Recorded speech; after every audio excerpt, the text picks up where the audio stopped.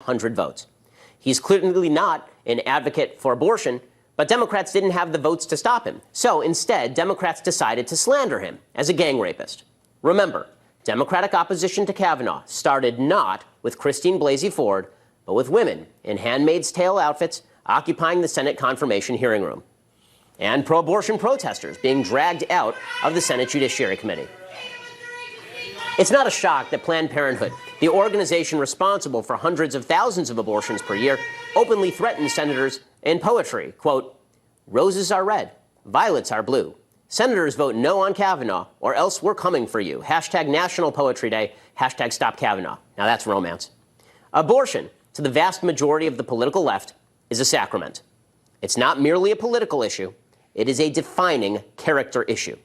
If you are pro-abortion, you're a good, generous, decent person who values women. If you are pro-life, you are an evil, repressive, nasty person who wants to control women's bodies.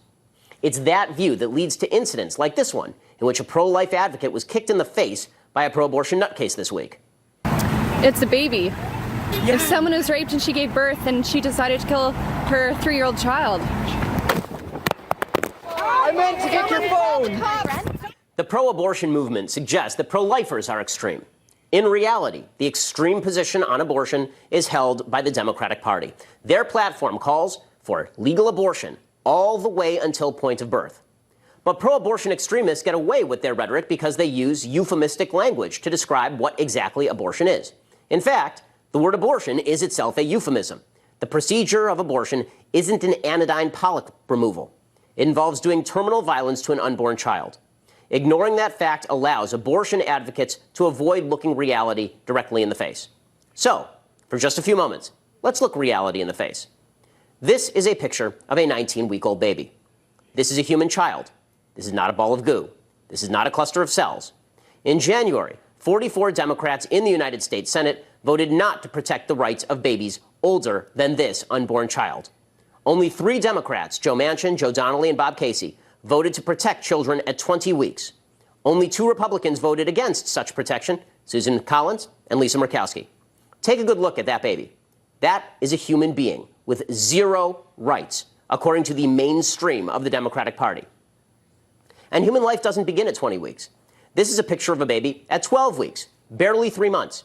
You can see this baby with his hands near his chest. This is not a cluster of cells. This is not a ball of goo. His genitalia have already been formed. His liver and spleen produce red blood cells. This is an unborn human being. Not a single federally elected Democrat would vote for an abortion ban that would protect this baby's life. And life doesn't begin at 14 weeks. This is a picture of an unborn human being at 8 weeks. You can identify the head of this unborn human. You can see where the small buds are forming for arms and legs. But guess what? Life doesn't begin at 8 weeks either. It begins at fertilization, when a new human life is formed, a new human being with its own DNA. This human being is not its mother. It is not its father. It is not a polyp. If we found a human embryo on another planet, the headlines would rightly scream, "Human life found on Mars." Human life is a continuous process of growth from the moment of fertilization onward. Abortion is the killing of this human life. The later the abortion takes place, the more brutal the procedure. But no matter the brutality of the procedure, it is obvious that abortion is not some mere optional surgery to be performed for convenience. And it's even more obvious that those who want to protect the lives of the unborn aren't trying to control women's bodies. Those who cherish abortion are trying to control and dismember the bodies of the unborn. Think about that next time.